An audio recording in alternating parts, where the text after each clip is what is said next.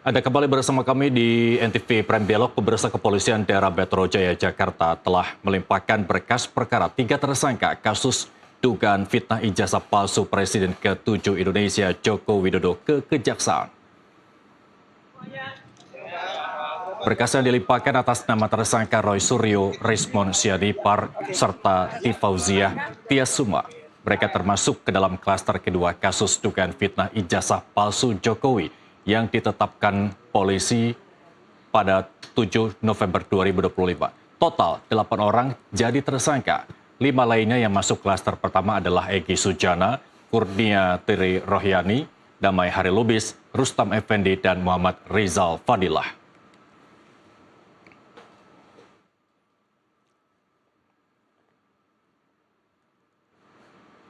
Respons kubu Roy Suryo dan kubu Jokowi kita bahas di Dialog Prime sore ini bersama dua narasumber yang sudah hadir bersama kami di studio. Sebelah kanan saya ada kuasa hukum Roy Suryo CS, Ahmad Kozinuddin, dan hadir juga Ketua Umum Organisasi Sukarelawan Jokowi Rampai Nusantara. Di sebelah kiri saya ada Mardiansyah Semar. Terima kasih abang-abang, saya panggil abang-abang karena kita masih selevel umur begitu ya. Belum terlalu tua. Tapi saya mau ke Bang Ahmad terlebih dahulu. Artinya, jika tidak ada revisi, tidak dikembalikan begitu ya ke kepolisian, bahwa sidang akan segera dimulai. Seberapa siap Bang Ahmad bersama tim menghadapi sidang? Saya kira yang pertama saya ingin komentari adalah dimensi hukum dan dimensi politiknya. Baik dari sisi aspek norma, juga fakta kasusnya begitu. Kita ketahui kan sejak diberlakukannya KUHP yang baru, yakni Undang-Undang Nomor 20 tahun 2025 yang diberlakukan bersamaan dengan KUHP yang baru, Undang-Undang Nomor 1 tahun 2023, itu kan efektif berlaku di 2 Januari 2026. Artinya terjadi transisi norma yang ini tentu saja akan berdampak pada kasusnya.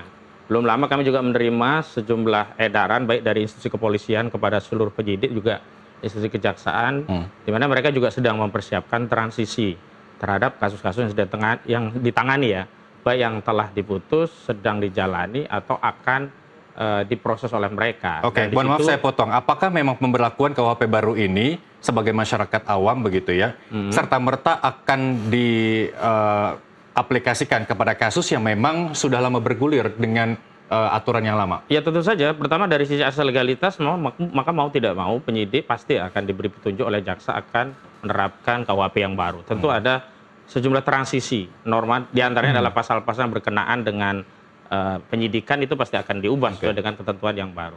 Tapi yang menarik adalah dari sisi politiknya, saya lihat ini tidak lepas dari upaya intervensi Joko Widodo ke kekuasaan melalui institusi penyidik, sehingga kasus ini tidak lagi berjalan berdasarkan norma yang semestinya, tetapi lebih berjalan sesuai dengan kehendak politik. Di antaranya adalah kita tidak bisa lepas kasus ini dengan pertemuan Egy Sujana dan Damai Hari Lubis di Solo, yang kemudian berdampak adanya upaya restoratif justice untuk kubu Egy Sujana dan Damai Hari Lubis. Tapi pada saat yang bersamaan justru Roy Suryo dilimpahkan tahap 1, walaupun baru tahap 1, pasti akan banyak petunjuk lebih lanjut dari jaksa. Namun efek yang lain yang bisa kita baca adalah ini bagian dari upaya memang memecah belah perjuangan untuk membongkar kasus ijazah palsu yang setidak-tidaknya 2 klaster itu sebelumnya solid, semuanya memang meyakini ada masalah dan harus dibuktikan lewat pengadilan, tapi tiba-tiba dengan manuver ini yang tidak lepas juga atas kehendak Joko Widodo, sebab tanpa kehendak Joko Widodo tentu tidak akan mungkin seorang Egy Sujana diterima oleh Joko Widodo di Solo. Dan lebih jauh adalah tentang upaya restoratif justice yang itu juga difasilitasi oleh polisi. Bahkan kami mendengar informasi ada polisi aktif ikut ke Solo. Ini kan luar biasa. Saya tahan Bang Ahmad. Ada perbedaan perlakuan antara klaster 1 dan klaster 2 yang Bang Ahmad bilang bahwa ada keterlibatan Jokowi di sana. Bang Mardiansyah? Ya sebenarnya kalau dituding atau dicurigai Jokowi ikut untuk menstimulus ya situasi sekarang seperti restoratif justice yang diajukan oleh Egy Sujana dan Lubis, saya rasa itu pasti terlalu halusinasi ya, karena Pak Jokowi itu saya beberapa kali bertemu beliaunya nggak pernah tuh bicara soal ijazah. Termasuk pertemuan Jokowi dengan nama-nama yang Bang Ahmad sebutkan? Iya, jadi maksud saya ini memang apa yang dilakukan oleh Egy Sujana, Lubis, itu kan memang apa yang diinginkan mereka. Sekarang kan bukannya enak memang dalam ancaman hukuman yang tidak tidak rendah ya. Dan sekarang ini prosesnya sudah sampai pada ujung masuk proses peradilan. Nah, ketika masuk ujung proses peradilan, orang-orang yang disangkakan, yang sekarang jadi tersangka, tentu coba untuk mencari ruang untuk bisa menyelamatkan diri. Nah, bagi Egy dan Lubis rasa-rasanya masih ada peluang untuk melakukan penyelamatan diri mereka, makanya mengajukan restoratif justice. Kalau misalnya Roy Suryo, Tifa maupun Rismond mau mengajukan, silakan aja, walaupun memang beberapa kali ya Roy Suryo menyampaikan bahwa tidak akan menempuh jalur restoratif justice dan lain sebagainya. Itu haknya mereka. Karena mungkin juga kalaupun datang minta maaf belum tentu juga bisa dikasih waktu oleh Pak Jokowi. Karena menurut Pak Jokowi pasti ada pertimbangan-pertimbangan tertentu. Kenapa klaster kedua itu jauh lebih berat hukumannya dan jauh lebih sulit untuk dimaafkan secara hukum ya. Dimaafkan secara hukum karena memang apa yang dilakukan oleh Roy Suryo dan kawan-kawan utamanya ya, Tifa dan Rismond itu sudah keterlaluan. Oke, baik. Alih-alih agar hukumannya tidak setinggi klaster 2, makanya klaster 1 mengajukan restoratif justice begitu. Kok tensinya agak beda nih antara klaster 1 dan klaster 2 sejak awal-awal isu ijazah Jokowi ini mencuat seperti apa? Ya, inilah yang kami konfirmasi sebagai upaya pecah belah divide ad impera dari kubu Jokowi sehingga orang-orang yang memang nyalinya tidak seberapa kemudian mengambil pilihan itu begitu. Tapi itu juga tidak berpengaruh.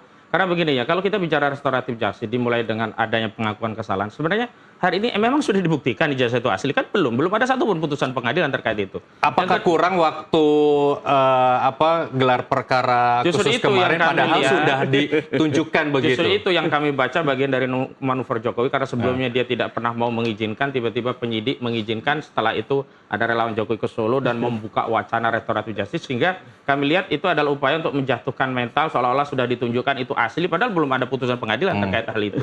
Dan ini yang kemudian kami konfirmasi bahwa dalam proses ini kami tidak mendapatkan keadilan. Sehingga kalau kami tidak mendapatkan keadilan dalam prosesnya, bagaimana mungkin kami mendapatkan keadilan dari putusannya? Maksudnya adalah komitmen penyidik setelah gelar perkara khusus kan adalah untuk dua hal. Pertama, memberikan ruang kepada para tersangka untuk mengajukan ahli, dan kami sudah kirimkan 4 ahli, resmi sudah diterima juga, dan akan dijadwalkan pemanggilan, termasuk juga saksi yang meringankan. Tiba-tiba kok bisa di tahap 1?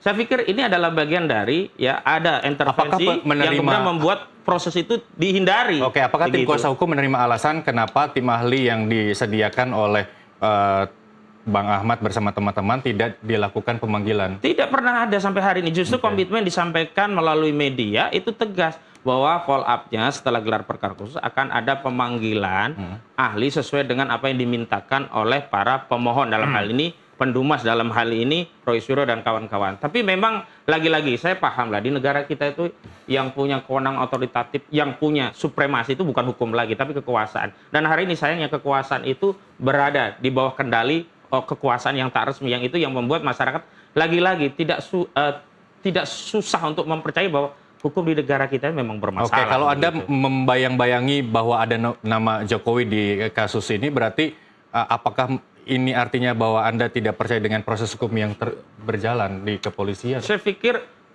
parameter-parameter yang saya sampaikan tadi cukup sebagai alasan bahwa ada masalah dalam kinerja penegakan hukum, sehingga ada kesan tebang pilih. Artinya apa? Segala atensi yang sebelumnya sudah dipenuhi tapi tiba-tiba diingkari begitu. Kemudian tiba-tiba setelah ada peristiwa di Solo, tiba-tiba ada pelimpahan, tiba-tiba atensi kami yang sebelumnya sudah ya akan ditindaklanjuti tiba-tiba diabaikan begitu saja. Ya kami melihat ya semua ini bagian dari tahap kedua uji mental Roy Suryo CS. Apakah setelah ada kabar berita pelimpahan mereka juga akan taklid buta mengikuti langkah yang sudah ditempuh oleh saudara Egy Sujana maupun Damai Hari Lubis. Tapi kami tekankan, kami tegaskan bahwa hari ini tidak ada perubahan sedikit pun, tidak ada posisi yang bergeser meskipun hanya selai rambut dari Roy Suryo dan kawan-kawan, maka mereka tegaskan kepada seluruh rakyat, mereka akan tetap teguh untuk membongkar kasus ini sampai ada putusan pengadilan yang berkekuatan hukum tetap, dan ini akan membersihkan legasi sejarah negara kita. Kalau menurut Bang Ahmad ini pemenuhan hak kliennya ini tidak dilakukan oleh penyidik. Nah, menurut Anda potensi P21 apakah ini juga akan semakin jauh dengan mengabaikan pemenuhan hak dari kliennya Pak Ahmad menurut Anda? Ini malah sudah over itu. Bagaimana penyidik begitu mengakomodir Roy Suryo dan kawan-kawan. Ini kasus yang sangat sederhana sekali. Ketika dituding ijazah Pak Jokowi palsu oleh Roy Suryo dan kawan-kawan, Padahal alat ujinya itu bukan ijazahnya Pak Jokowi yang dimiliki, tapi melalui media sosial yang diupload. Nah ini saja sudah sesuatu yang menurut hukum saja sudah dilihat pelanggaran hukumnya, itu satu. Yang kedua, ketika memang dijadikan tersangka dan berproses secara hukum, sejak awal kita meyakini sudah sangat profesional dan sudah terlalu banyak bonusnya itu secara hukum. Dan kalau misalnya Roy Suryo merasa bahwa memang ada yang janggal secara hukum dan lain sebagainya, sebentar lagi masuk ini proses peradilan. Tapi saya begini ya, saya sangat memaklumi lah ketika memang Roy Suryo dan kawan-kawan sekarang dalam posisi yang sangat panik. Sekarang sudah limpah ke kejaksaan. Kalau limpah kejaksaan menganggap masih P19, tapi ini sudah pelimpahan kejaksaan 3 orang tadi. Nah, ketika sudah limpah kejaksaan, berarti sudah depan mata ini proses peradilan akan dihadapi. Lalu hantaman berikutnya, ketika memang di barisan Roy Suryo, Egy dan Ari Lubis tiba-tiba mengajukan restoratif justice. Ini kan persoalan yang selama ini kita lihat bahwa kapalnya sudah oleng, akhirnya terbukti betul-betul oleng, bahkan nyaris karam, kan gitu ya. Nyaris karam karena memang yang tadinya terlihat solid atau dianggap atau dijaga betul kesolidannya, ternyata sudah tidak solid lagi. Ternyata sekarang sudah banyak yang cari selamat sendiri, dan Roy Suryo dan kawan-kawan sekarang ini tinggal lagi bagaimana caranya membesarkan hati. Membesarkan hati bahwa memang masih ada peluang-peluang yang bisa ditempuh untuk bisa menyelamatkan diri secara hukum, walaupun memang rasa-rasanya berat. Makanya menurut saya sih tinggal lagi Roy Suryo dan kawan-kawan, saya selalu memberi saran untuk segera mempersiapkan diri.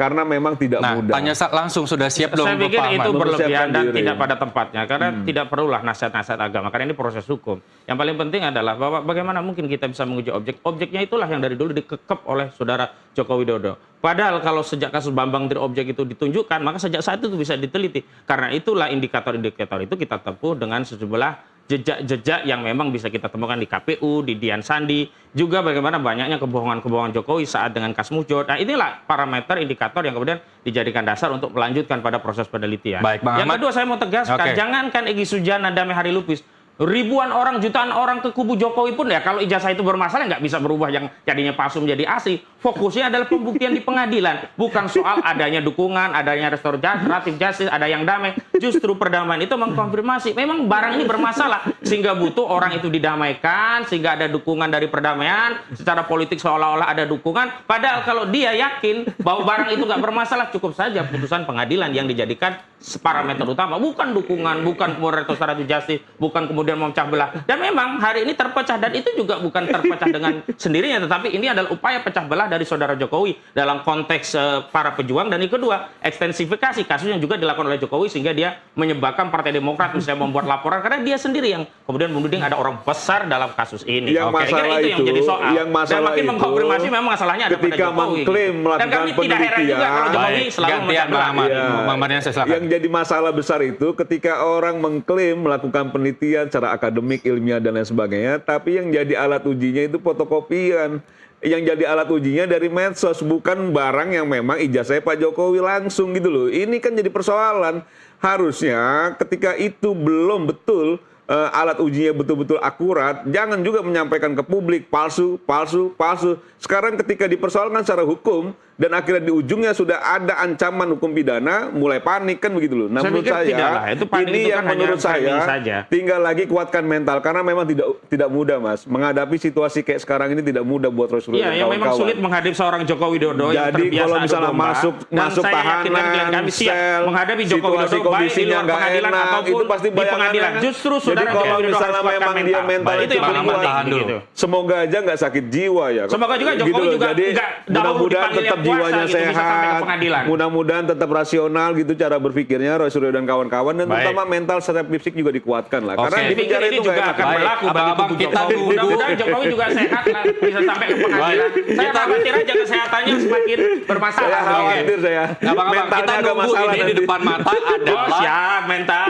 Baik, adalah keputusan kejaksaan apakah berkas ini lengkap. Tadi di awal juga saya tanya Bang Ahmad sudah siap atau belum. Kalau memang memang ditetapkan, ditahan sudah P21 secara Ya, tegas saja belum jawab. lengkap, karena Iya, memang belum belum ada lengkap, nanti pemeriksaan ditahan ahli. langsung masuk Bagaimana kita penjara. memframing ini sudah lengkap? Uang Oke. produk-produknya belum dilengkapi. Semisal kalau memang Nggak dibalikan bisa. Kalau semisal itu berarti membangun narasi yang Enggak. mendesak. Itu Saya yang belum tidak selesai. boleh. Sebagai media Tahan dulu. harusnya di tengah. Tidak boleh bersemisal-semisal. belum lengkap pertanyaannya. Iya. Kalau memang dibalikan ke Polda Metro Jaya, Harus kemudian dilengkapi. ya apa yang Gelar kemudian perkara tim kuasa khusus hukum juga harus lakukan? dilakukan. Kan Tapi kita kan sudah peluang ajukan. bahwa Gelar itu Mardi, perkara tahan dulu. khusus itu sudah. Yang kemudian kedua adalah pengujian secara independen. Karena apa?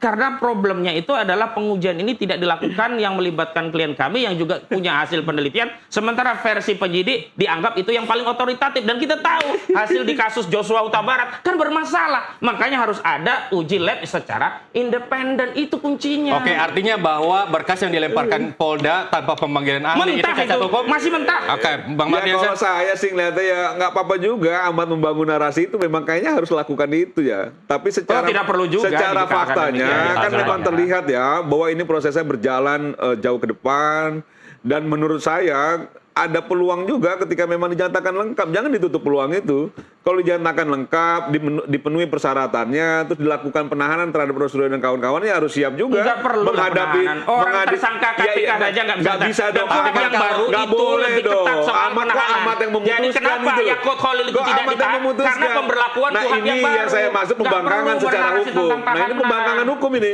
Fokus saja kalau sidangnya oke. Kalau Tahan misalnya menahan nggak memang perlu. dia memenuhi persyaratan dan akhirnya diputuskan untuk ditahan, jangan dibangkang Tidak dong. ada dasar untuk bertahan. Ya, nah Orang ini tersangka maunya KPK saja Ahmad. korupsi saja tidak ditahan. Ya maunya Ahmad kan Firly gitu. Bahuri saja tidak ditahan sampai hari Secara ini. hukum Apa dasarnya menahan Roy Suryo? negara tidak ada mau-maunya sendiri. Tidak ada juga mau-maunya Kalau penyidik ada menahan aturan, orang tanpa bukti yang kuat. Jangan kelihatan paniknya Hanya banget, mengikuti Mat. kehendak relawan Jokowi. Nggak benar di negara. Ahmad Oke, kelihatan beda panik sekali relawan kayaknya. Jokowi. Baik, beda pandangan kalau tadi saya mengatakan ada pemberlakuan KUHP yang baru Jangan menurut panik Bang banget, Ahmad. Pak. Kalau menurut Anda bagaimana ketika pemberlakuan 2 Januari itu ternyata kasusnya memang sudah lama, apakah harus segera direalisasikan atau ikut aturan yang lama? Ya saya pikir begini ya, pertimbangan-pertimbangan secara hukum tentu sudah dikaji ya oleh penyidik baik itu yang ada di Polda Metro Jaya. Jadi kalau misalnya memang nanti sudah dilimpah dan diikuti dengan aturan-aturan yang baru, nggak apa-apa juga.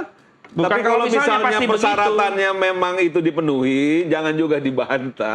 Jangan juga ngerasa menang sendiri Oke. dan benar sendiri. Nggak boleh Baik. begitu gitu loh. Kita Karena bicara kita di harus atas menghargai fakta hukum. dan norma. Kalau sebagai warga negara yang menghargai ini negara hukum, ya hargai juga proses hukumnya. Ini yang sudah kita duga tuh bahwa memang ketika nanti ditersangkakan Dan kami juga sudah siapa duga, yang dituding. manuver ini juga akan Kalau dilakukan misalnya Jokowi, nanti gitu. ditahan siapa yang dituding. Nanti ketika proses peradilan vonis sudah diketok palu, bersalah Roy dan kawan-kawan, siapa yang dituding? Oligarki lah, kekuasaan nggak ada. lah, dan Itu lainnya sebagai delusi saja sudah itu. lah, tadi aja sudah Saya coba sudah menuding-nuding katakan, bahwa ini intervensi ada Jokowi. kekuasaan yang memang coba untuk Kalau nggak cawe-cawe kasusnya dan Jokowi lain nggak jalan sebagainya. ini Menurut barang. saya memang ini narasi-narasi yang sesat dibangun, sengaja dibangun seolah-olah Roy Suryo itu udah benar. Padahal Dan seolah-olah Jokowi juga sudah benar, tahu, padahal ya Jokowi memang juga ada belum ijazahnya. dibuktikan. Oke. Mana Ijazahnya sudah ijazahnya? ditunjukkan Belum ada kemarin di putusan penyidik. pengadilan. Baik. Yang pasti Masing-masing menggunakan Perkara fotokopian. ditunjukkan. Memang ada Ijazah barang fotokopian ditunjukkan berbagai dinyatakan asli. bahwa itu palsu. Kalau memang palsu ya masih palsu. Harus ada putusan Masing-masing berfotokopi. argumen akan Baru dibuktikan kita bicara pada sidang apakah orang mengatakan Ya. palsu bermasalah. Oke, Betul. akan Nggak dibuktikan bisa pada sidang begitu. nanti. Betul. Tapi saya yang belum tahu adalah kalau tadi Bang Ahmad mengatakan bahwa ada beberapa saksi ahli atau yang belum dipanggil oleh penyidik begitu ya. Betul. Kalau kita boleh tahu siapa-siapa Udah kita saja sounding lama itu. dan apa kompetensinya dan Sudah. kenapa penting dihadirkan kapasitas sebagai apa? Pertama, ahli bahasa Prof. Aceng Ruhendi dari UPI. Kepentingannya adalah kaitannya apakah statement itu secara bahasa memenuhi kriteria sebagai penghinaan atau fitnah. Kedua, ahli pidana ada 2, Dr. Azmi sama Pak Ganjar dari UI dan juga dari Trisakti. Itu kaitannya dengan unsur-unsurnya apakah terpenuhi dengan menyatakan ijazah itu palsu, apalagi terkait dengan pasal 32, pasal 35 yang undang-undang itu diseludupkan, itu jauh tangeh. Tapi kita butuh ahli untuk menerangkan itu. Dan terakhir ahli ITE, itu kaitannya dengan apakah pemberlakuan undang-undang ITE dalam kasus ijazah palsu ini relevan. Walaupun kami sudah dapat kesimpulan ini nggak relevan, ini pasal seludupan. Ini dulu dituntaskan. Bukan kemudian mengirim berkas yang tadinya dia menjanjikan penyidik akan memanggil ahli Emang dari nggak kami. enak ya? Sekarang dikesampingkan karena Udah ada di ujung pertemuan tanduk gini Egy nggak enak dengan kali ya. Solo. Itu yang menunjukkan menunjukkan bahwa otoritas penyidikan di bawah kendali Solo, begitu. Oke, baik. Kalau sampai sekarang itu berkas belum P21, terus kemudian masih ada tuntutan lagi dari tim Bang Ahmad bahwa belum ada pemenuhan hak tersangka di klaster 2 begitu ya. Kalau menurut Anda sejauh ini penyidik sudah bekerja sesuai prosedurnya? Sudah sangat mengakomodir, sudah sangat profesional gitu loh. Jangan juga yang dulunya kalau misalnya menguntungkan Rosario dan kawan-kawan dipuji-puji penyidik ya. Tapi kalau ada yang sedikit merugikan, seolah-olah penyidik ini sangat tidak profesional. Ini yang menurut saya akhirnya tataran basisnya itulah tataran kepentingan dirinya gitu loh. Karena menurut saya ini sudah on the track. Sekarang sudah berproses yang memang kita lihat semua ya. Publik juga bisa melihat kehati-hatian penyidik sampai pada titik ini itu terlihat betul bahwa dia sangat menghargai hak-hak hukumnya Rosario dan kawan-kawan.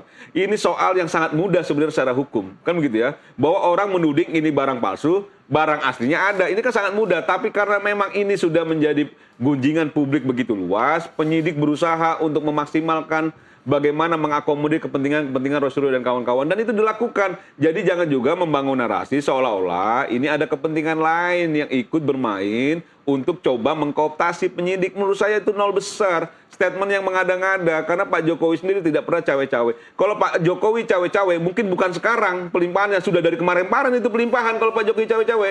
Mungkin Rosario dan kawan-kawan sudah ditahan kalau Pak Jokowi cawe-cawe. Enggak juga, gitu karena kekuatan Justru Pak Jokowi itu dulu. menunjukkan betul dia Ini menyerahkan kepada penyidik. Jadi kalau dianggap bahwa Pak Jokowi masih bisa berkuasa, udah ditahan itu. Jadi jangan gitu loh Rosario dan karena hari kawan-kawan. ini baru Pelimpahannya juga dari kemarin gitu loh.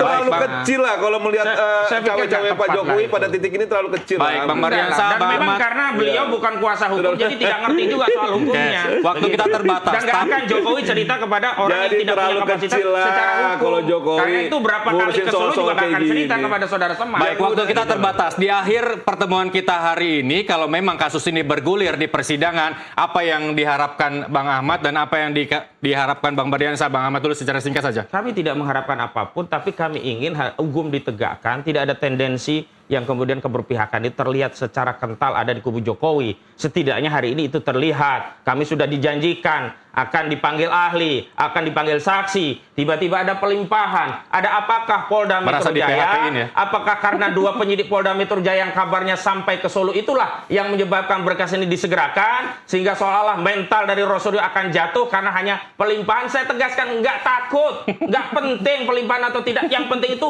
buktikan dulu ada putusan pengadilan tentang ijazah itu sahih. Baru orang yang meneliti dikatakan bermasalah, dikatakan pencemaran, dikatakan itu sebuah fitnah. Belum ada putusan pengadilan tentang ijazahnya kok tiba-tiba masih ada energi sampai titik darah penghabisan? Begitu. Enggak masalah suara pengadilan. Ini soal kedaulatan hukum. Jangan sampai hukum itu tetap ada di bawah kendali Solo. Kendati Solo sekarang tidak berkuasa lagi. Kita lihat nanti di persidangan. Bang Mardiansyah. Saya cuma berharap Rosario, Tifa, Rismon sehat.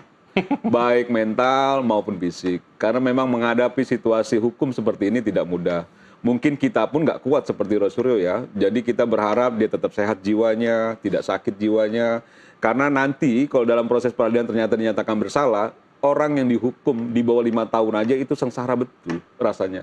Apalagi yang dihukum di atas 5 tahun. Jadi ini soal yang menurut saya berharap betul Rosario dan kawan-kawan bisa menghadapi proses hukum ini yang memang berat dengan tabah dan kuat dan selalu sehat jiwa dan pikirannya. Karena saya lihat sudah hampir nggak sehat itu. Pasalnya Jokowi, kasus ini segera selesai?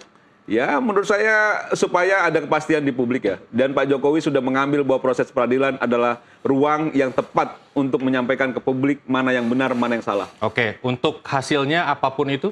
Kepastiannya kan masih lama, sampai berkekuatan hukum yang tetap. Karena itu saya juga minta agar Pak Jokowi siap mental. Inkrah itu ya bisa 2, 3 tahun, 5 tahun, ya tergantung lah apakah inkrahnya cepat atau tidak. Dan sepanjang itu pula lah, maka masyarakat akan menilai ada seorang yang pernah menjadi presiden begitu teganya mempersoalkan rakyat sendiri, melaporkannya, padahal dia bisa mengambil jalan yang paling sederhana untuk menunjukkannya, dan itu selesai tanpa harus pakai pengadilan. Di proses hukum sama Jokowi begitu teganya. Baik, waktu kita terbatas. Terima kasih Bang Ahmad, terima kasih Bang Mardiansyah. Kita tunggu persidangan. Pasti proses hukum. Sampai kasasi. Demikian kita kembali usai jeda berikut. Tetaplah bersama kami. Nantang Rosario dan kawan-kawan. Jokowi